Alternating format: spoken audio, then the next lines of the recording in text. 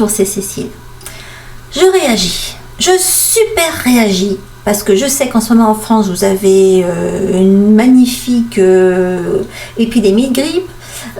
Tout le monde est aux abois, etc. Bon, il y a votre chère ministre qui est en train d'essayer de fourguer encore tous ces vaccins anti-grippe, qui se demande pourquoi, depuis le temps qu'elle vous vend ça, il y en a toujours autant qui attrapent la grippe. Enfin bon, on va pas insister là-dessus. Et là, mais c'est le pompon. Alors, j'écris combien? J'en ai écrit combien? Je sais pas, je dois avoir 5 ou 6 articles sur la grippe sur le site. Où à chaque fois, je vous explique les mêmes trucs, mais formulés différemment. Et là, je reçois un commentaire de Nadia sous mon article « La grippe en une leçon », quand même, où j'explique plein de trucs sur la grippe quand même, qui me dit qu'elle a eu une grippe méchante et qu'elle est sous antibio depuis 5 jours. Et là, mais je me dis, en quelle langue je m'exprime? D'abord, quel est l'abruti qui lui a prescrit des antibiotiques pour une grippe? Et comment elle peut encore être assez niaise, excusez-moi Nadia, mais pour les prendre après avoir lu tout ce que j'écris sur le sujet, sur le site? Je ne comprends pas. Depuis quand la grippe, c'est bactérien? Et depuis quand un antibiotique, ça va tuer une grippe? Je veux dire, une grippe, c'est viral, tout le monde le sait. Alors, je ne comprends pas. Et alors évidemment, elle me dit, oui, je me sens très très faible depuis, évidemment, puisqu'elle n'a rien pris qui va l'aider.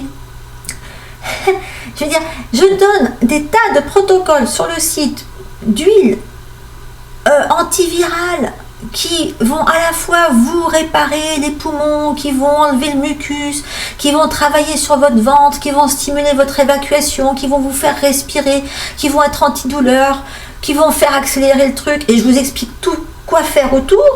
Et il y en a qui arrivent encore à me prendre des antibiotiques pour une grippe. Non mais vraiment. Alors j'espère qu'elle est la seule et que le crétin qui lui a prescrit ça est le seul, parce que ça fait peur.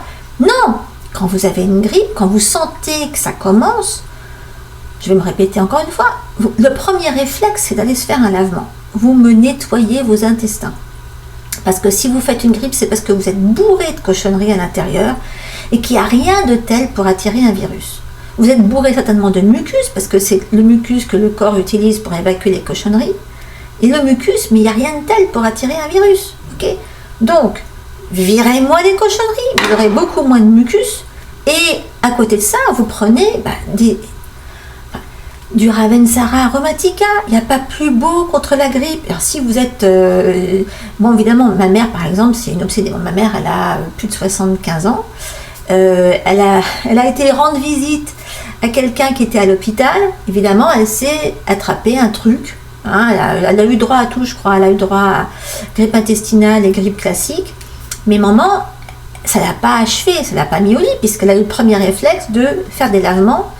Il faut dire qu'avec la grippe intestinale, ça a été rapide. Et puis surtout de prendre plein d'huile essentielle, antibactérienne pour la grippe intestinale et antivirale pour sa grippe tout court. Bon, elle a eu une extinction de voix, mais elle ne s'est pas retrouvée avec 42 fièvres au lit, etc.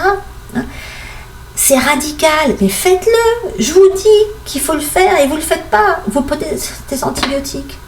Ça fait peur. Alors, je vous le répète. Bon, là, par exemple, je vous donne un exemple. J'ai ma fille qui part la semaine prochaine, enfin cette semaine en France, pour 3 mois. Elle vient en France au moment où il y a de la grippe partout, et même elle va à Dijon où en plus il y a de la méningite. Eh ben, je vais lui faire plein de petits mix pour l'immunité, antiviraux, antibactériens. C'est pas dur ça, je vous explique ça partout. J'ai plein d'huiles que vous pouvez mettre ensemble. Vous mettez ça dans des petits roll-on, des trucs en verre avec une bille, et puis alors vous allez en mettre partout, et vous mettez, vous n'avez pas besoin de mettre des trucs archi forts, vous mettez des trucs très doux comme le Ravensara aromatica, comme le citron, comme de l'eucalyptus radiata, comme de, je sais pas moi, il y a surtout de la lavande aspic, parce que, alors, faites pas la bêtise de ma mère, n'allez pas rendre visite à quelqu'un en période de grippe à l'hôpital, même si c'est quelqu'un qui n'a pas la grippe, sans vous badigeonner avec de la lavande aspic. Bien sûr, parce que vous pourriez non seulement vous choper la grippe, mais en plus un magnifique staphylocoque doré. Vous n'avez pas besoin de ça. Mais voilà, des trucs idiots comme une lavande aspic, un Cedrus atlantica, un Eucalyptus radiata, une Ravensara aromatica. Vous êtes bon, vous n'avez pas besoin d'en avoir 50. Si vous voulez respirer, vous mettez de l'Eucalyptus globulus en plus, et puis c'est tout. Je veux dire, ça va vous faire passer ça comme ça. le mettre à la poste. Mais arrêtez de prendre des antibiotiques, vous n'en avez pas besoin.